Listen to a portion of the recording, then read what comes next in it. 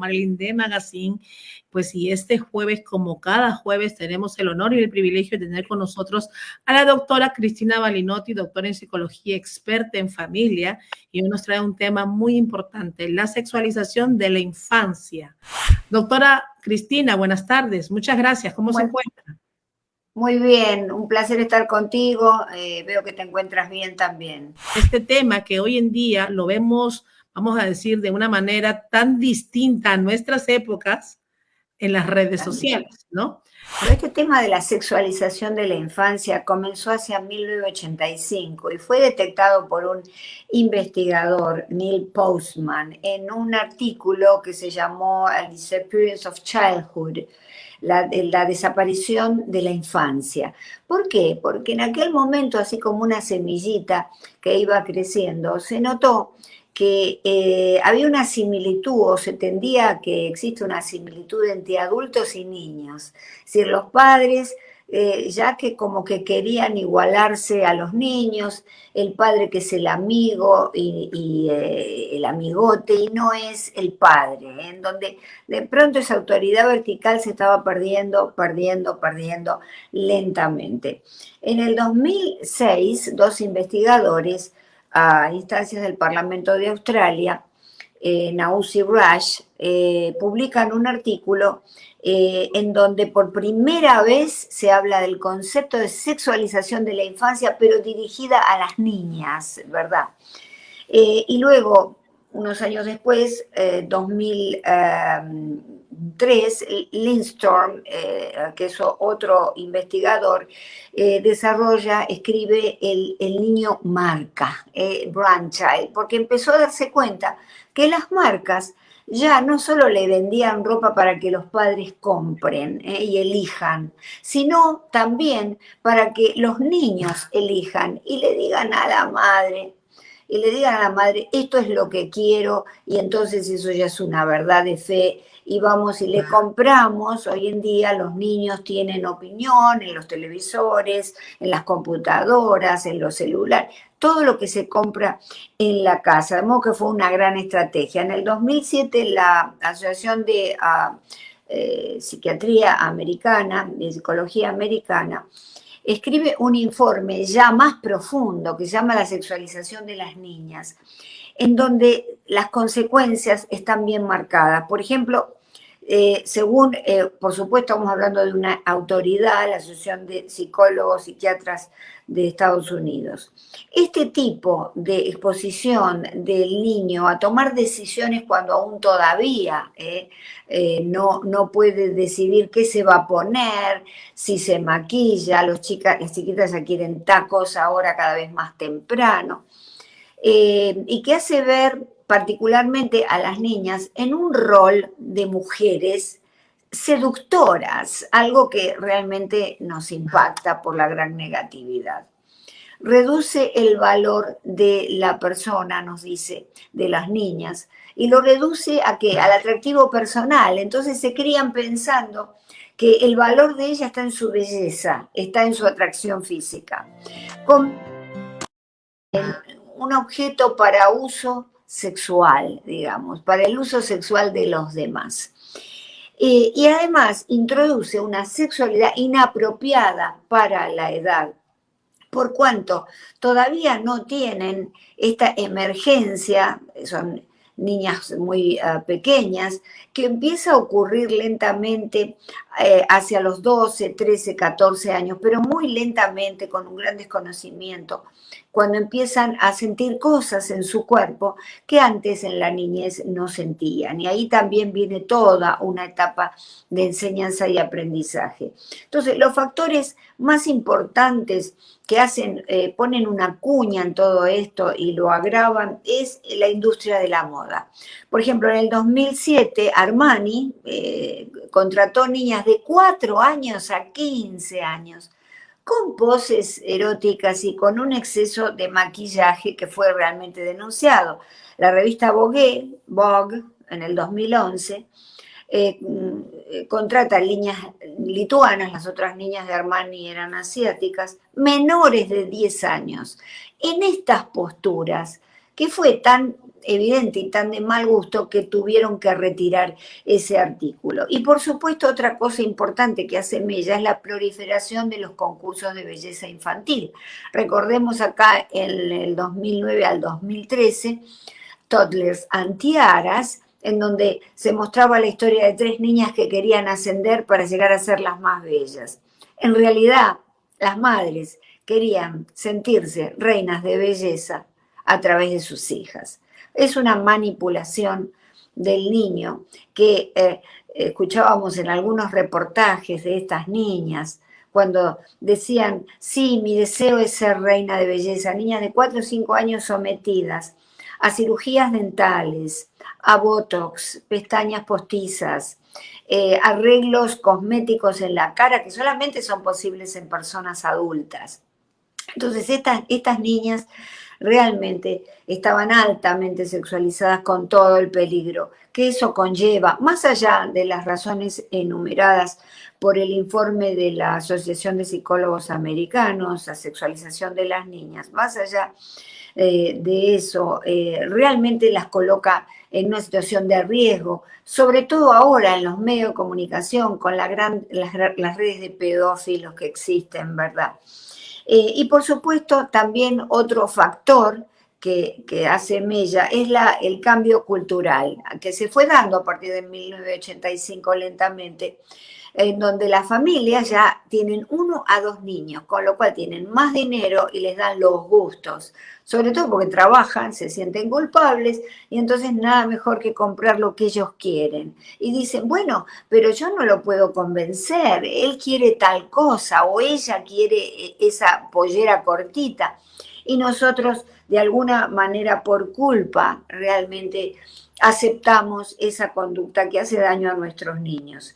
Desde ya otro cambio cultural es que hay un esparcimiento muy dirigido a los niños. Antes nosotros los adultos dirigíamos, vamos a llevar al parque, íbamos nosotros con los niños. Ahora hay lugares donde en realidad están realizados exclusivamente para ellos y parece como que estamos de más los adultos, ¿verdad?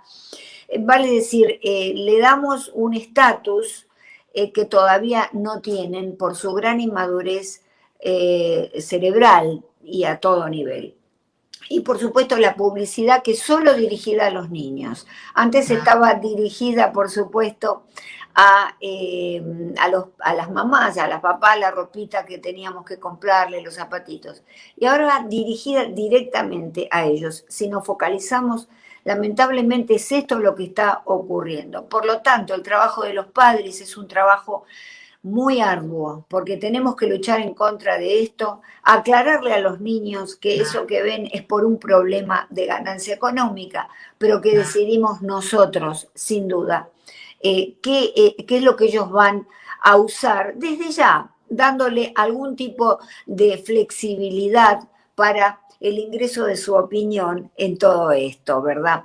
De modo que estamos ante una, digamos, violencia que lamentablemente no estamos detectando. Un tema yo creo sumamente importante, sobre todo para los padres, para las madres también, que son las que están más cercanas a las niñas y quizás de alguna manera, como usted lo dijo, reflejan o quieren proyectar en sus hijas cosas que no pudieron realizar ellas a determinadas edades o sueños o ilusiones y qué sé yo y qué sé cuánto. Hay muchas preguntas que ya están entrando aquí. Dice, doctora, ¿el vestir y maquillar a las niñas como si fueran adultas incide sobre la gran aparición de casos de abuso infantil? Por supuesto, sí, por supuesto, porque estamos sirviendo en bandeja una fantasía absoluta de los pedófilos, ¿verdad? Esa niña que es niña, pero que tiene características de atracción. Recordemos que el pedófilo, que es aquel que ejerce la violencia sexual sobre el niño o la niña, la excusa predilecta es ella quiere eso, a ella le gusta o a él le gusta. Entonces, estamos realmente dando razones para que esto suceda, es una amenaza. Vamos a tratar a nuestros niños como niños. Y las madres, por favor, si tenemos sueños que no hemos podido concretar, tratemos de concretarlo nosotros. ¿Por qué no? Presentémonos, cuidémonos y presentémonos a un concurso de personas de nuestra edad o hagamos un álbum de fotografías para trabajar en una agencia de publicidad. No hagamos esto del el aprendizaje vicario, es decir, que sería violencia vicaria. ¿Por qué? Porque a través de mi hija, yo soy feliz y a través de mi hija concreto mis sueños. Claro que sí. Y es por eso que también muchas niñas, como dicen, crecen con estas frustraciones, que están haciendo cosas que no quisieran hacer, pero que los hacen porque sus padres se lo inculcaron desde muy pequeños. Exacto, sí, sí, desde ya, porque si yo permito que mi hija sea una especie de Lolita a los 4 o 5 años y permito que use polleras desmesuradamente cortas, estoy de acuerdo con eso. Es más fácil decir que sí, por eso es la causa. Entonces estoy favoreciendo que ese sea el paradigma y la costumbre de la niña, ¿eh? Generalmente en un 80% esto se da con las niñas, desgraciadamente, y forma parte también de un estereotipo social en donde se la ubica a la mujer desde temprana edad como un objeto sexual.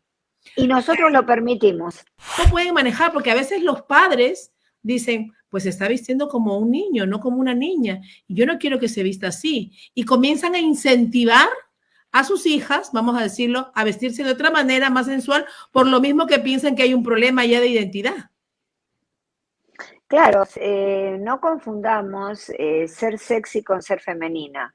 Ser femenina implica, por supuesto, cierta manera de ser en el mundo, ¿verdad?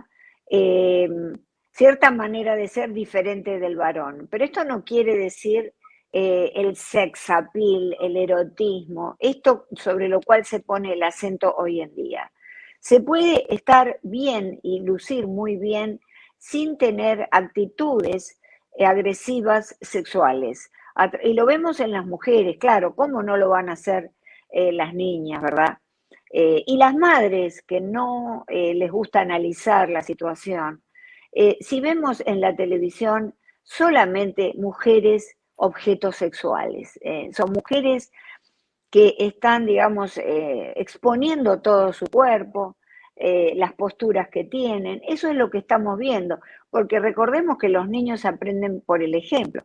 Imagínate con este ejemplo social que vemos, una madre que quiso ser hermosa y reina de belleza y la nena le salió con ciertas características de lindura, que de pronto ella cree que no tiene, y entonces estamos para una prescripción desastrosa.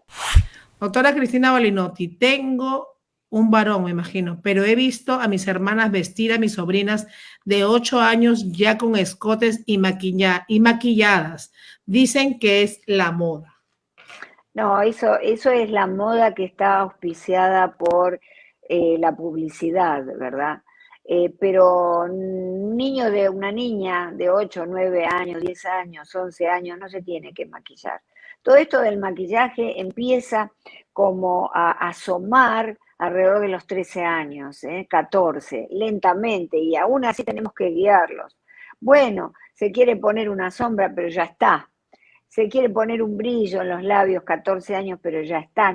No esto de que transformemos a nuestras niñas en mujeres en pequeño, ¿no? Doctora, ¿a qué edad se le puede hablar a un niño de sexualidad? Cuando el niño pregunta. Cuando el niño pregunta, ahí hay que hablarle. Dejemos de lado lo que antes se hacía, que vení, mamá, papá te van a hablar de sexualidad humana. Y entonces se sentaban con un libro así de anatomía y demás y comenzaban a hablarle. Ahora es cuando el niño, en realidad siempre tuvo que ser así, es cuando el niño pregunta. Ahí tenemos que estar atentos a contestar, no a decir, ojo, por favor, no, esto no, háblalo con tu papá. O no, yo no te sé contestar eso. O desviar el tema, porque son los padres los que tienen la vergüenza, no el niño. Vergüenza de hablar de eso. Hay un tabú sobre el sexo, que trae muchos problemas y confusiones en los jóvenes. Entonces, sí, hablemos de sexo. Naturalmente, si es un niño de 6, 7 años, bueno, vamos a hablar con palabras más simples, ¿verdad? Hay algunos cuadernos de dibujos que pueden también los padres comprar de historias, y ya si son más grandes, por supuesto, hay que hablar, mencionar los órganos genitales con todos sus nombres. Por favor, no le pongamos apodos. Doctora, buenas tardes. Saludos desde Perú. Eso de vestir a los niños de esa manera, ¿los estamos avanzando a otras edades que no deberían vestirlas así? Desde ya, les estamos, por eso el título es de hoy, el título es la sexualización de la infancia, la inocencia perdida, porque estamos haciéndole perder esa inocencia que va con la edad, con lo infantil. Entonces, es como que estamos cavando, con un cuchillo estamos cortando así, como si cortáramos una hoja, esa parte de la vida que es la infancia y la sacamos. Entonces ya queremos que el niño nazca, camine y ya sea adulto. Pero resulta que esa parte es muy importante, porque hay una serie de procesos evolutivos, psicológicos que se dan entre el nacimiento y los 6 años, 7 años, muy importante de tener en cuenta.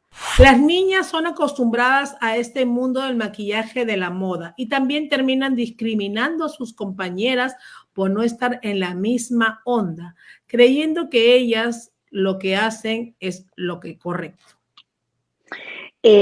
Claro, exactamente. Vamos a poner esto bien en contexto y decir la verdad. Las niñas cuando están en la escuela secundaria están con un uniforme, van a levantarse un poco la pollera. Eso es inevitable, ¿eh? Esto existe en todas las adolescentes. Es muy larguita la pollera, no, bueno, me la subo un poquito. El tema es que tenemos que hablar, porque ¿qué sucede? Que ya no es subirse la pollera arriba de la rodilla, ¿no? Como en nuestras épocas. Resulta que ahora es subirse la pollera en demasía. Todo eso lo tenemos que hablar en la casa y decirle, está muy bien, a mí también cuando yo era chica me parecía que el uniforme era largo y trataba de subírmelo un poquito. Recuerden, la empatía, tenemos que empatizar, hablar recordando nuestra juventud, nuestra infancia. Dice, doctora, he visto que cuando los hijos le preguntan a sus padres acerca de la sexualidad, se les suben los colores al rostro y no saben dónde meter la cabeza. Claro, porque lo que sucede es que ellos a su vez, los padres, nuestros padres, han tenido toda una serie de problemas y miramientos para hablarnos de esas cosas. Y esas cosas deben ser habladas naturalmente como hablamos de cualquier otro tema en la casa, de cualquier otro tema. Recordemos que somos seres sexuales y entonces la sexualidad es una parte muy importante y tenemos que hablar con nuestros hijos de eso, lo más simple que podamos. Si tenemos un nene chiquitito, nos podemos preparar, decir, bueno, dentro de 2 o 3 años me va a empezar a preguntar, ¿qué le voy a contestar yo? Y si yo no sé qué contestarle, lo hablo con el médico pediatra. Doctor, ¿qué hago yo si mi hijo me pregunta algo sexual? ¿Cómo reacciono? Tenemos que empezar a encontrar ayuda para poder de alguna manera enfrentar esa situación, que es inevitablemente evolutiva, biológica. Yo con mi hija es todo lo contrario. Ella no le gusta maquillarse ni nada y tiene 15 años. ¿Es malo que yo le diga que se maquille? No, no hay que decirle nada si ella no lo quiere hacer, no, para nada. Ella se encuentra cómoda así, en algún momento le va a gustar el maquillaje o no, o no. Y si ella pregunta, mamá, ¿qué te parece? ¿Me maquillo o no me maquillo porque tengo de pronto una fiesta? Y ahí sí le podemos decir, bueno, a mí me parece que puedes ponerte un poquitito, pero un poquitito, no estoy hablando de un make-up completo, estoy hablando de a lo mejor una sombra o un brillo, algo, porque la belleza es natural a esa edad, la lozanía, no hay necesidad de maquillaje. Siempre esperar, digamos, y observar lo que la niña quiere. Doctora, ¿cuál sería entonces el consejo, vamos a decir, para todos esos padres que están aquí que quieren quizás adelantar esa sexualidad en sus niños, ¿no? Si no lo hagan, no lo hagan. no van a lograr que sus niños sean adultos antes de tiempo. La biología es sabia, Dios es sabio, todo tiene una etapa en la vida. ¿Tuvimos un hijo? Pues ahora tenemos que hacernos cargo de todas las etapas evolutivas por las que está pasando. No podemos, por una cuestión, muchos padres quieren el nene adulto rápido, para que se vaya después rápido de la casa, para ellos trabajar y hacer sus cosas. Esa no es el punto de vista y la perspectiva que debemos tener como padres. Como padres tenemos que acompañar todos los procesos de evolución. Y la infancia es un proceso muy, muy importante para ser un adulto sano, porque a lo mejor logramos un niño adulto, un niño que lo hemos transformado, pero tarde o temprano las cosas que no hizo en la infancia las va a hacer posteriormente y va a ser un problema, porque va a querer hacerlo en la adultez, ¿verdad? De modo que hay que... Había un cómic en mi país, en Argentina, no sé si tú lo conoces, se llamaba Don Fulgencio, el hombre que no tuvo infancia. Y era un hombre desadaptado por completo porque quería de grande hacer cosas que no había hecho en la infancia. Es una explicación simple, es mucho más profundo, pero es algo así. Doctora, como siempre, pues todo lo que usted aporta a este programa sirve de mucha ayuda para tantas personas, sobre todo para los padres, ¿no? Y yo quiero invitar siempre que vayan a su canal en YouTube, unifamilia.com, donde podrán encontrar este y muchos temas más, donde la doctora Cristina Balinotti siempre está, obviamente, poniéndonos al día. Sí, y yo los quería invitar porque ya en los próximos días se van a subir al canal de YouTube distintas entrevistas acerca del perfil de este joven que lamentablemente cometió esta atrocidad en Uvalde, acá en Estados Unidos, son entrevistas en donde también se dan consejos a los padres, entrevistas en Univisión y Telemundo, y además NTV 24 también. Claro que sí, doctora, y seguro que estaremos hablando la próxima semana de ese tema.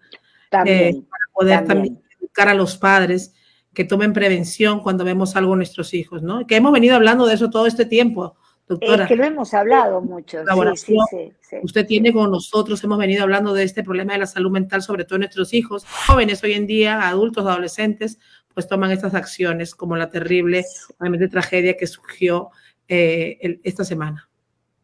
Tremendo, pero bueno, la semana que viene podemos tomar otro ángulo para poder analizar este tema, quizá un ángulo no muy hablado, ¿verdad? Porque en los medios se habla exclusivamente del el hecho en sí. Como siempre, muchas gracias por su colaboración, gracias por estar aquí con nosotros y los invitamos a que vayan a sus redes sociales y obviamente también a su canal de YouTube, pues unifamilia.com de la doctora Cristina Balinotti. Doctora, que tenga un excelente fin de semana. Igualmente para ti, un abrazo. Bendiciones, doctora. Muchas gracias.